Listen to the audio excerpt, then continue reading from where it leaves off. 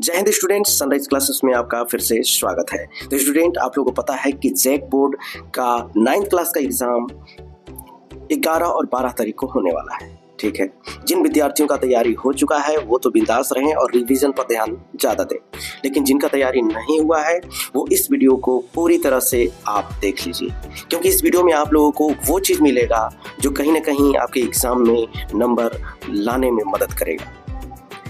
ये previous paper का जो क्वेश्चन है, लेकिन आपको आइडिया मिल जाएगा कि किस टाइप के जो है प्रश्न पूछे जाते हैं, तो तैयारी आप बेहतरीन ढंग से कर सकते हैं। ठीक है, आपको यहाँ पर 1.5 घंटा का समय मिलने वाला है। ठीक है, यानी 1 घंटा 30 मिनट का आपको समय मिलेगा। टोटल क्वेश्चन जो होंगे 40 होंगे और आपको 40 नंबर इसके मिलेंगे।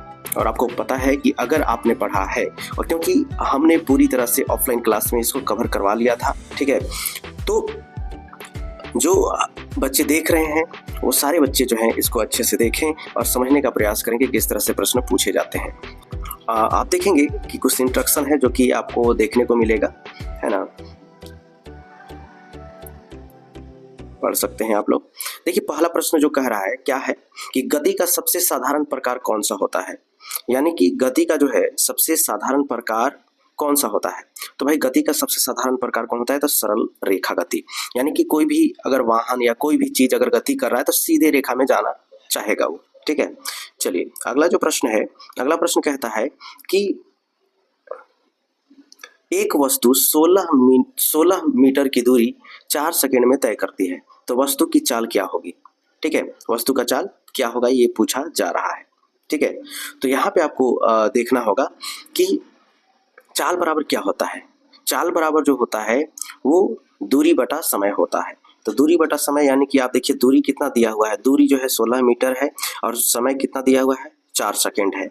तो 16 बटा अगर हम 4 कर दें तो क्या आ जाएगा, 4 चौका 16 कट जाएगा। तो इसका सही आंसर हो जाएगा 4 मीटर पर सेकेंड, इसका सही आंसर होगा। ठीक है, अब इसके बाद जो है अगला प्रश्न आप देखेंगे, कहा जा रहा है कि सी तरंग का वेग, भी तरंग की आवृत्ति तथा लेम्डा तरंग दैर्ध्य है, तो इसके बीच आपको संबंध बताना है।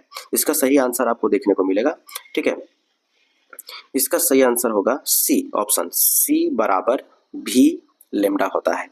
यानी कि अगर हम बात करें इसका तो क्या होगा इसका सूत्र, तो सी बराबर तरंग की आवृत्ति गुना तरंग दैर्ध्य होगा। ठीक है, यानी सी इसका आंसर सही है। आगे चलते हैं, यहाँ पे देखेंगे ध्वनि किस कारण से उत्पन्न होती है। भाई, ध्वनि जो है किस कारण से उत्पन्न होगी, तो कंपन के वजह से क्या होती है, उत्पन्न होती है। ठीक, अब इसके बाद जो है अगला प्रश्न आपको देखने को मिलेगा, यदि किसी वस्तु का भार 49 न्यूटन है, क्या है, 49 न्यूटन है, तो उसका द्रव्यमान क्या होगा। भाई देखो, है क्या, 1 kg बराबर कितना होता है, 1 kg बराबर 9.8 न्यूटन होता है। ठीक है, तो कह रहा है कि 49 न्यूटन बराबर कितना होगा, तो कुछ नहीं करना, सिंपल सी बात है कि जब 1 kg बराबर इतना होता है तो 49 न्यूटन बराबर कितना होगा, कितना द्रव्यमान होगा, तो 49 को आप क्या कर दीजिए, 9.8 से डिवाइड कर दीजिए, और जब डिवाइड करिएगा तो ये जो है आपका कितना बार में कट जाएगा, आपका ये लगभग जो है 5 से कट जाएगा, है ना, 5 से, तो आपका सही आंसर क्या हो जाएगा, 5 kg इसका सही आंसर हो जाएगा। ठीक है, अब इसके बाद यहाँ पे देखेंगे, कहता है कि विराम से मुक्त रूप से गिरते हुए पिंड द्वारा तय की गई दूरी किसके समानुपाती होता है। ठीक है, मतलब विराम से मुक्त रूप से गिरते हुए पिंड द्वारा तय की गई दूरी किसके समानुपाती होता है, तो भाई इसका सही आंसर हो जाएगा गिरने के समय के वर्ग के समानुपाती होता है। ठीक ना, अब इसके बाद आगे चलते हैं, अगला जो प्रश्न है आपके सामने कि पौधों द्वारा किए गए प्रकाश संश्लेषण में परिवर्तित ऊर्जा क्या होती है। भाई, पौधा में प्रकाश संश्लेषण होता है ना, तो प्रकाश संश्लेषण में क्या होता है, तो प्रकाश ऊर्जा रासायनिक ऊर्जा में बदल जाता है। सिंपल सी बात है, तो इसका सही आंसर ए हो जाएगा। ओके, अब इसके बाद आगे चलते हैं, अगला प्रश्न हॉर्स पावर। भाई, हॉर्स पावर किसका इकाई है, एचपी, है ना, तो हॉर्स पावर शक्ति का इकाई होता है। और आपको पता है कि 1 HP बराबर 746 वाट होता है, याद रखिए 746 वाट होता है 1 HP बराबर। अब इसके बाद जो है किसी माध्यम में, अगला जो प्रश्न आपका है, किसी माध्यम में कणों का अधिक घनत्व दाब को दर्शाता है। तो भाई इसका सही आंसर अधिक होता है, अधिक दाब को दर्शाता है। ठीक है, अब इसके बाद अगला जो प्रश्न है, तरंग दैर्ध्य का मात्रक क्या होता है? तो भाई तरंग दैर्ध्य एक प्रकार का जो है तरंग लंबाई होता है, तो लंबाई का मात्रक मीटर होता है। ठीक है, ये चीज है, तो मीटर हो गया इसका सही जवाब। अब इसके बाद जो है सभी जैव प्रक्रमों के लिए सजीव ऊर्जा कहाँ से प्राप्त करते हैं? तो भोजन से, भोजन करेंगे तो सबको ऊर्जा प्राप्त हो जाएगा, है ना। सिंपल सा प्रश्न है। अब देखिए कौन सा सुमेलित नहीं है, सुमेलित नहीं है कह रहा है, ठीक ना। देखिए पहला जो ऑप्शन है कहता है कि सेल्सियस ताप, RH फैक्टर रक्त, रिक्टर पैमाना आर्द्रता। तो यहाँ पे आपको देखने को मिलेगा सेल्सियस तो तापमान को मापता है, ये तो सही है, वो नहीं पूछ रहा है। RH फैक्टर भी रक्त का जो है pH मापता है, ठीक है। अब इसके बाद यहाँ पे रिक्टर पैमाना आर्द्रता, तो देखिए रिक्टर पैमाना जो होता है वो भूकंप की तीव्रता मापता है, लेकिन आर्द्रता मापने वाले यंत्र को हाइग्रोमीटर कहते हैं। क्या कहते हैं? हाइग्रोमीटर। तो भाई हाइग्रोमीटर आर्द्रता मापता है, तो ये वाला जो है ना सी वाला सही है, ये सुमेलित नहीं लग रहा है, ठीक है। एक और ऑप्शन देखिए, इनमें से सभी कह रहा है, तो नहीं, सी ऑप्शन आपका यहाँ सही होने वाला है। अब इसके बाद जो है मेगावाट बिजली के मापने की इकाई क्या है? तो भाई मेगावाट बिजली हम लोग उपयोग करते हैं? नहीं, बिल्कुल नहीं करते हैं। बचत की जाती है? नहीं भाई, इतना कौन बचाएगा। तो उत्पादित होता जो है ना, अगर उत्पादन जहाँ होता है वहाँ पर मेगावाट में बिजली को मापा जाता है, ठीक है, ये चीज़ याद रखिएगा। अब इसके बाद जो है अगला प्रश्न है, बल के प्रयोग से वस्तु में क्या परिवर्तन आते हैं? भाई जब कोई वस्तु पर बल लगाइएगा तो उसमें वस्तु में क्या परिवर्तन आएगा? चाल की दिशा में, बिल्कुल चाल की दिशा में परिवर्तित हो जाएगा। वेग के परिमाण में बदल जाएगा, बिल्कुल बदल जाएगा। आकार में परिवर्तन हो जाएगा, बिल्कुल हो जाएगा, ठीक है। और इनमें से सभी, तो इसका सही आंसर इनमें से सभी हो गया।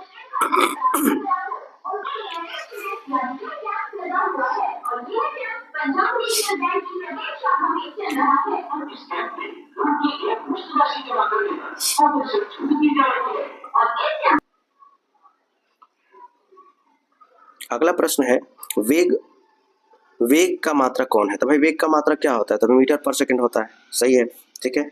अब इसके बाद जो है अगला प्रश्न है 36 किलोमीटर, यहाँ पे देखिएगा 36 किलोमीटर प्रति घंटा की चाल से चल रही कार 1 सेकंड में कितना दूरी तय करेगी? भाई 1 सेकंड की बात हो रही है, मतलब आपको घंटा को सेकंड में बदलना है।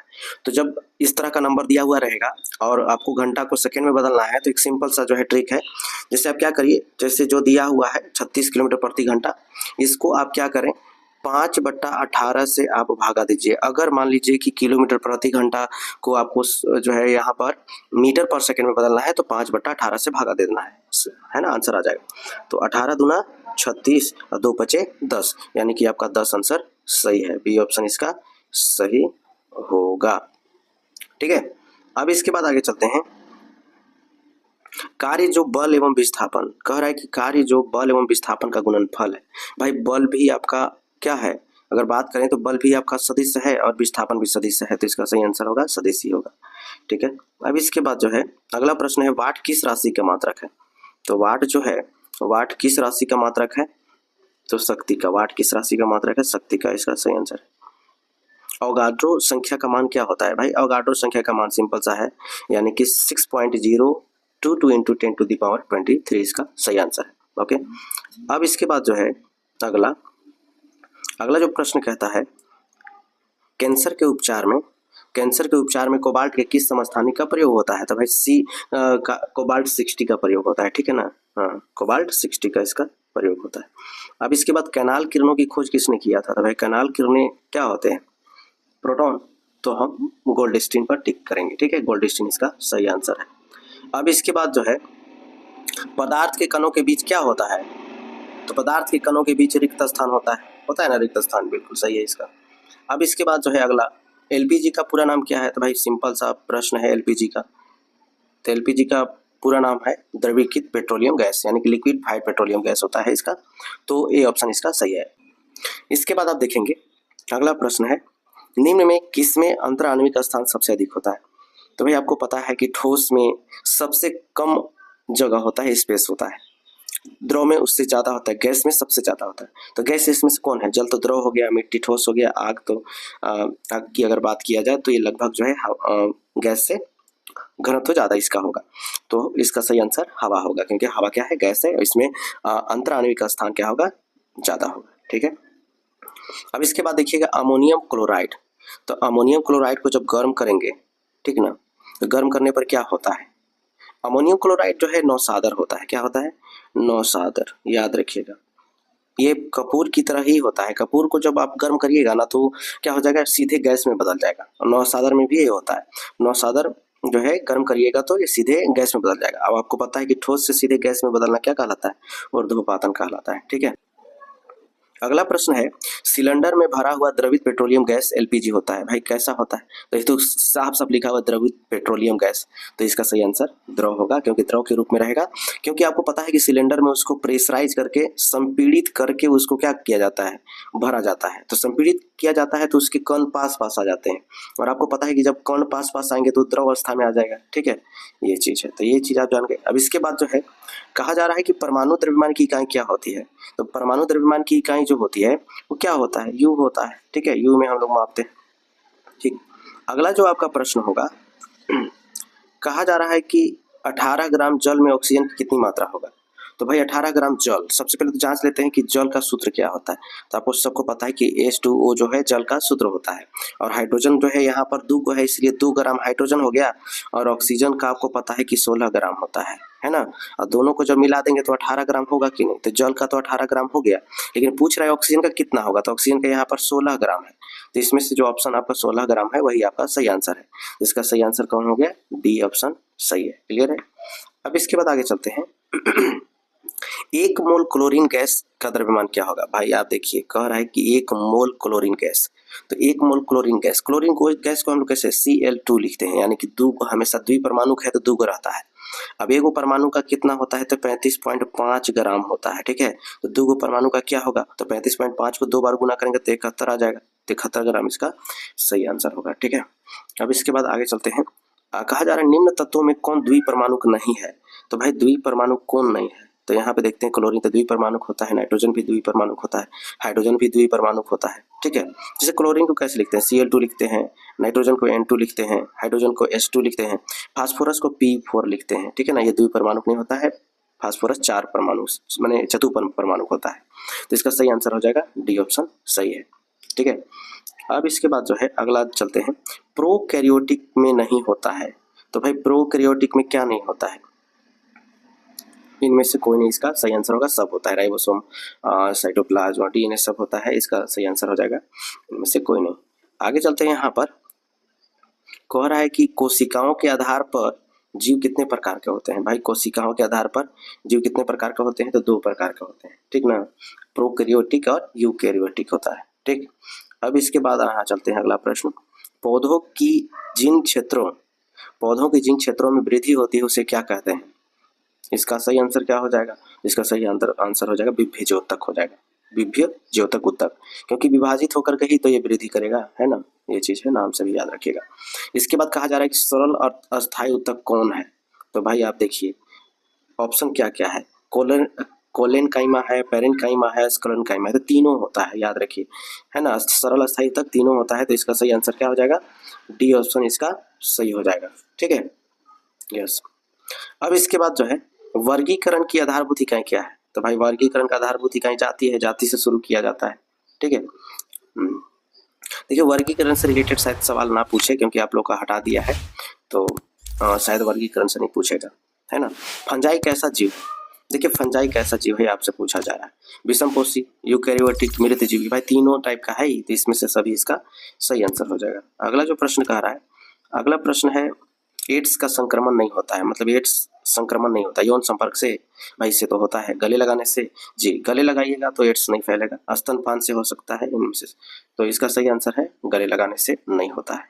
ठीक है, अब इसके बाद जो है बैक्टीरिया से होने वाला रोग, देखिए बैक्टीरिया से होने वाला रोग अगर बात किया जाए तो इसमें एंथ्रेक्स है जो कि बैक्टीरिया से नहीं होता है। ठीक है, बाकी सभी जो है नहीं सॉरी वायरस से होता है, यानी कि इन्फ्लुएंजा वायरस से होता है, सामान्य सर्दी और एड्स ये सब वायरस से होता है, बैक्टीरिया से होने वाला एंथ्रेक्स है ना, याद रखिए। अब इसके बाद यहाँ पे देखेंगे पृथ्वी की कितनी सतह पानी से ढकी हुई है।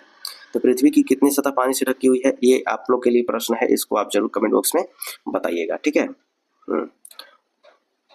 अब इसके बाद अगला जो प्रश्न है, पृथ्वी की ऊपरी उपजाऊ सतह जो चट्टानों के अपक्षय से बनती है, तो भाई चट्टान के अपक्षय से जो बनता है उस क्या कहलाता है, मृदा कहलाता है। इसका सही आंसर क्या हो जाएगा, मृदा हो जाएगा, ठीक है ना जी। तो ये टोटल जो है 40 प्रश्न है, जो कि बहुत ही इंपॉर्टेंट है, आप लोगों को एग्जाम में बहुत ही हेल्पफुल होगा।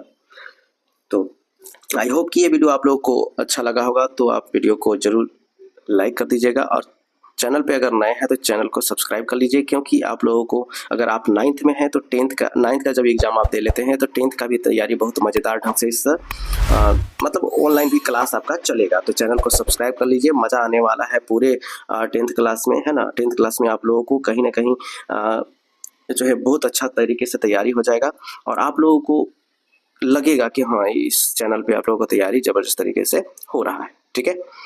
तो फिर मिलते हैं नेक्स्ट वीडियो में, टेक केयर, जय हिंद।